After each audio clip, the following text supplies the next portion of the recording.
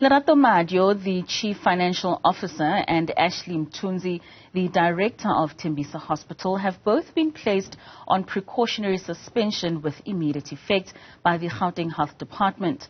This comes as the Special Investigating Unit investigates 850 million rands worth of payments made by the hospital to numerous entities, many of which are shell companies. The Democratic Alliance in Gauteng says it welcomes the decision, but more needs to be done. The party's Gauteng's Jack Bloom joins us now to discuss this further. Mr. Bloom, thank you so much for joining us this morning. Now, obviously the DA has now come out saying they are in support of the actions that have been taken against these two high-ranking officials. Why has it taken so long? Well, I think the department needs to answer for that. The DA has been calling for 4 weeks for these officials to be suspended. 2 weeks ago, we held a demonstration outside the Tembisa Hospital. It was very obvious that they needed to be suspended as the very first step before a proper investigation, and that's what we want to see. We don't want these long-running investigations that are kept secret and then we don't get criminal charges. This needs to be a speedy, efficient investigation, and then whoever is guilty must be criminally charged if that's what they find, and then they must fix up the deep rot in the Gauteng Health Department. But you see, I think the rot is far deeper than even the worst of us even the worst that we suspected.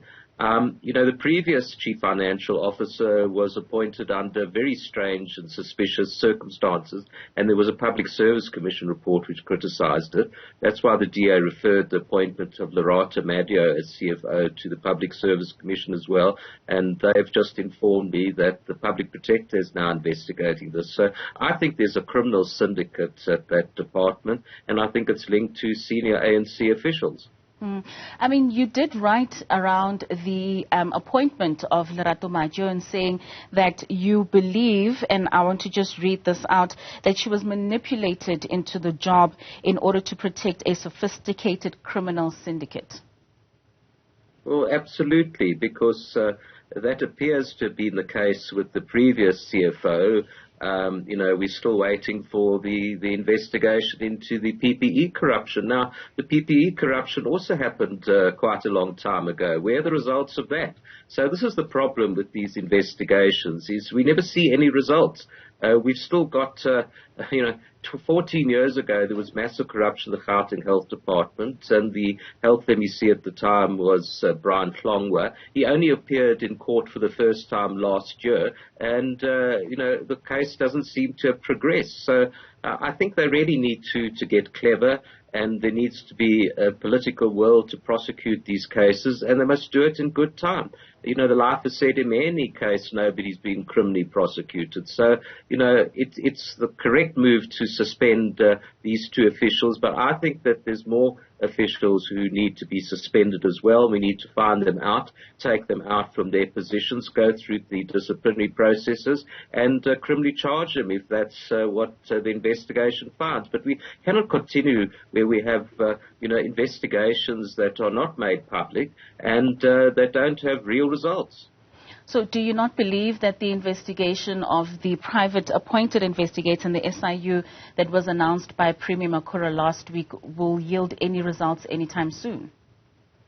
Well, we haven't had results from the PPE investigation. That happened 2 years ago. So I think we need to find a way to speed up these investigations and to once and for all fix up the Gauteng Health Department. Gauteng Premier David Makura, when he came into office 8 years ago, he said that he was going to, quote, urgently turn around the Gauteng Health Department. Now, it's just gone from scandal to scandal. Life has said many PPE corruption, now the Tembisa Hospital corruption, and the late Babita Diakaran, who was assassinated for trying to stop corruption in the department. I think we need to see justice for her. And, it's probably far larger than just the Tembisa Hospital. Babita was investigating corruption at other hospitals as well. So we need a thorough probe throughout that entire department We must get rid of all the suspect people, and we must put decent, honest, efficient people in charge of that department, because at the end of the day, the people that suffer are patients. Can you imagine being a patient at the Tembisa Hospital where they're short of beds, but the priority of the CEO appears to be buying 100 leather armchairs for 5,000 rand each. And then, the report was that they bought 500,000 rands of skinny jeans for young girls. And they also ended up paying for each hand towel, 230 rand each for a hand towel. Now, the people are suffering at Tembisa Hospital and other hospitals. We need to spend the money efficiently and effectively. We need to, fix the equipment problems, fill staff vacancies. And here we have a hospital CEO who's overspending on items that the hospital either doesn't need or they could have got cheaper elsewhere. Now, we celebrated the anniversary, rather commemorated the anniversary of the passing of Babita Deokaran this past week.